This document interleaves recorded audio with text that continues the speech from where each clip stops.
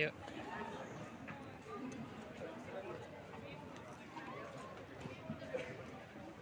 Ya, silakan Mas. Terima kasih teman-teman media yang sudah menyempatkan hadir bersama dengan konferensi pers ini setelah dua keterangan akademis tadi, Pak Zainal Arifin Mukhtar dan Pak Irlambang. Setelah ini kami dari CLS yang menginisiasi konferensi pers ini juga akan menyampaikan sebuah pernyataan yang sekiranya bisa menjadikan langkah selanjutnya setelah adanya putusan Mahkamah Konstitusi kemarin, dan ada beberapa poin-poin yang sifatnya mengafirmasi apa yang telah disampaikan oleh dua dosen tadi. Baik teman-teman media, saya akan mulai. Inde datae leges B fortoir omnia posset. Hukum dibuat, jika tidak, orang yang akan mempunyai kekuasaan dengan kuat menjadi tidak terbatas.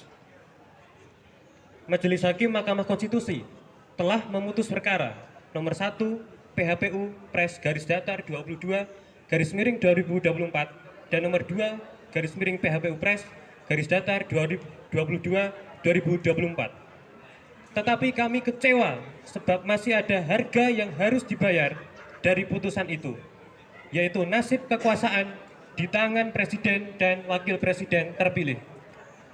Kami berpandangan bahwa putusan Majelis Hakim Mahkamah Konstitusi dalam memutus perkara sengketa perselisihan hasil pemilihan umum tidak akan mengubah secara signifikan, sebab hal besar yang patut kita pertanyakan adalah kita harus apa setelah putusan tersebut. Kami hendak mengajak untuk berpikir jauh lebih dalam dan jauh lebih ke depan dengan tidak terjebak pada dinamika putusan yang sifatnya final dan mengikat. Sebab sejatinya kita justru baru saja dihadapkan dengan bayang-bayang persoalan serius. Persoalan itu adalah bagaimana cara kita menyikapi kekuasaan presiden dan wakil presiden terpilih. Pada titik inilah kita harus bertolak lebih dalam pada refleksi peristiwa demi peristiwa yang selama ini telah memberikan pandangan bahwa kekuasaan tidak lebih dari permainan penguasa yang mengatur siapa yang menang dan siapa yang kalah dengan berbagai cara. Apakah kita ingin hal tersebut terulang kembali dan terus-menerus terjadi? Tentu tidak. Maka momentum pasca putusan ini adalah waktu yang tepat untuk kita bersama-sama mengerahkan pandangan pada sebuah gagasan dan cara untuk melakukan pembatasan pada kekuasaan presiden dan wakil presiden. Kami berpandangan bahwa tidak terbatasnya kekuasaan presiden adalah akar dari rangkaian berbagai peristiwa dan permasalahan yang selama ini dipertontonkan kepada kita dengan sangat jelas dan terang benderang.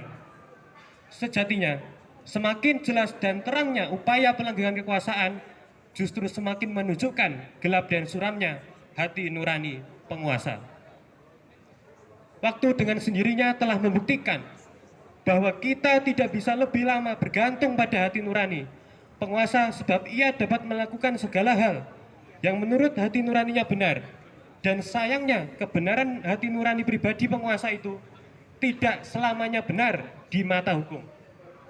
Logika berpikir tersebut timbul karena selama ini kita turut membiarkan setiap penguasa yang memimpin negeri ini bisa berkuasa tanpa batas, karena negeri ini belum memiliki instrumen hukum berupa peraturan perundang-undangan yang khusus untuk membatasi kekuasaan presiden dan wakil presiden.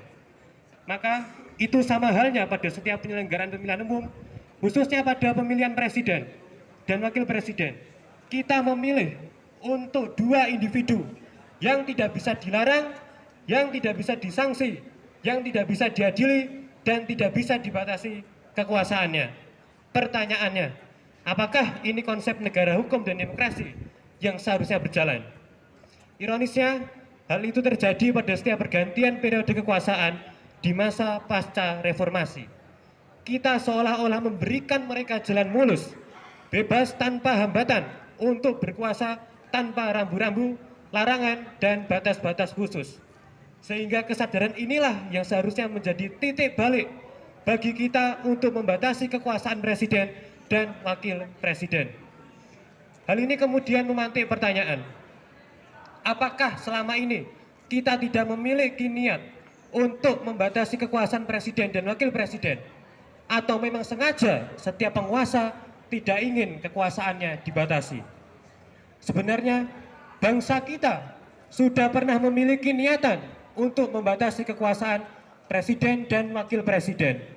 Tetapi gagasan itu hilang, terlupakan, dan bahkan lenyap dari memori kolektif pada setiap pergantian periode kekuasaan di Indonesia pasca reformasi.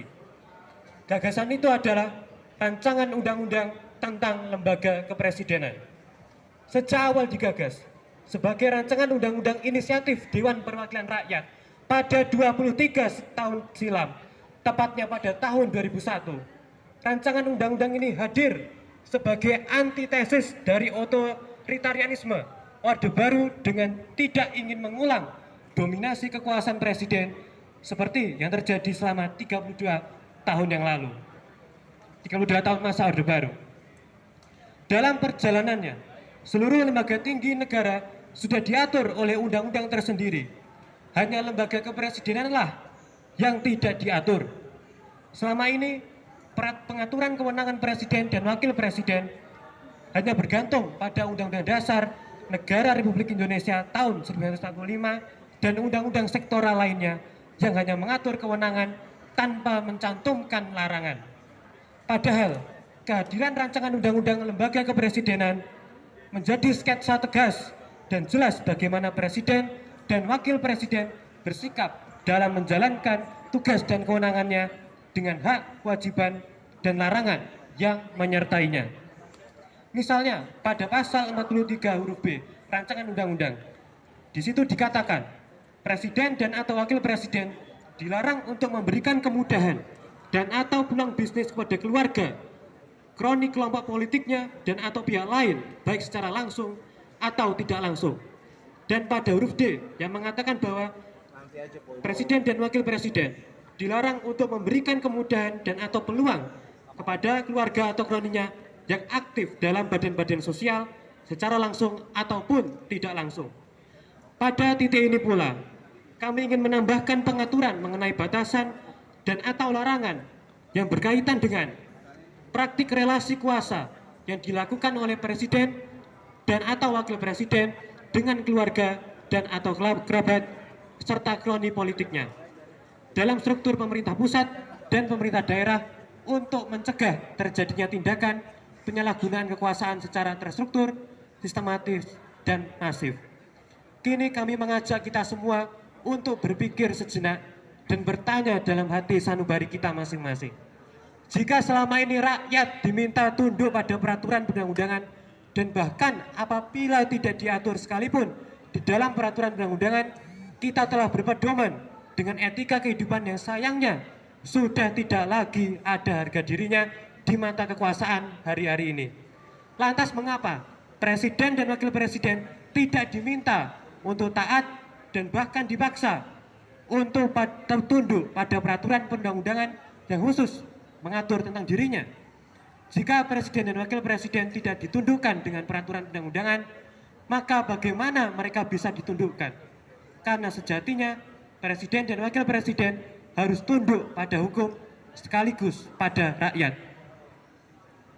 Hilangnya diskusi mengenai rancangan undang-undang lembaga kepresidenan selama 4 kali pergantian periode kepemimpinan presiden dan relevansinya pada situasi bangsa akhir-akhir ini, serta prediksi mengenai nasib kekuasaan di bawah presiden dan wakil presiden Republik Indonesia terpilih menjadi trigger atau pemicu bagi kami untuk membangkitkan kembali gagasan pembatasan kekuasaan presiden dan wakil presiden Republik Indonesia melalui peraturan perundang-undangan.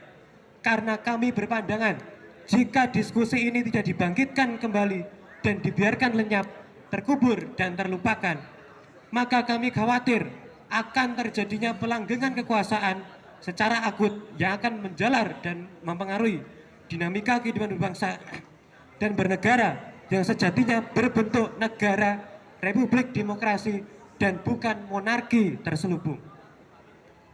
Selain itu, kita harus menyadari bahwa upaya untuk keluar dari kebuntuan ini tidak hanya ditempuh melalui dinamika perubahan hukum semata, sebab oligarki telah merusak sistem hukum tata negara, sehingga harus diikuti dengan perubahan yang jauh lebih dalam dan fundamental, yaitu perubahan paradigma, sistem, dan arah gerak politik untuk mengawal perubahan secara konkret. Oleh sebab itu, kami menolak lupa eksistensi rancangan undang-undang lembaga kepresidenan dan menuntut dengan tegas, yang pertama, Presiden dan Wakil Presiden Republik Indonesia terpilih untuk bersedia kekuasaannya dibatasi melalui peraturan perundang-undangan yang sifatnya khusus. Yang kedua, Komisi 3 DPR RI untuk mengadakan kembali pembahasan rancangan undang-undang lembaga kepresidenan. Yang ketiga, Badan Legislasi DPR RI untuk menempatkan rancangan undang-undang lembaga kepresidenan pada daftar program legislasi nasional prioritas rancangan undang-undang tahun 2024. Dan yang keempat, Presiden dan DPR RI untuk mengesahkan rancangan undang-undang lembaga kepresidenan menjadi undang-undang. Dan yang kelima, seluruh pembelajar ilmu hukum, khususnya pembelajar ilmu hukum tata negara, untuk mengawal dan mendukung gagasan pelanjutan proses legislasi rancangan undang-undang lembaga kepresidenan hingga disahkan menjadi undang-undang. Dan yang keenam atau yang terakhir, seluruh elemen masyarakat untuk turut mengawal dan mendukung gagasan kelanjutan proses legislasi rancangan undang-undang lembaga kepresidenan hingga disahkan menjadi undang-undang. Akhirnya kami hadir untuk memperjuangkan esensi terpenting dari konstitusi, yaitu pembatasan kekuasaan yang dimiliki oleh penguasa dan penjaminan terhadap hak asasi manusia. Maka kami pun berharap melalui gagasan dan aspirasi yang kami sampaikan pada kesempatan yang berharga ini dapat didengar, dipertimbangkan, dan dilaksanakan sebagaimana mestinya. Menutup pernyataan ini, kami mengutip pernyataan Insinyur Soekarno. Jadikan deritaku ini sebagai kesaksian bahwa kekuasaan seorang presiden sekalipun ada batasnya. Karena kekuasaan yang langgeng hanyalah kekuasaan rakyat. Dan di atas itu segalanya adalah kekuasaan Tuhan yang Maha Esa. Justitiae non est neganda. Keadilan tidak dapat disangkal atau ditunda. Sleman, Selasa 23 April tahun 2024, atas nama Constitutional Law Society. Salam konstitusi. Salam konstitusi. Salam konstitusi. Salam konstitusi. Salam konstitusi. Salam konstitusi. Terima kasih semuanya. Wassalamualaikum warahmatullahi wabarakatuh.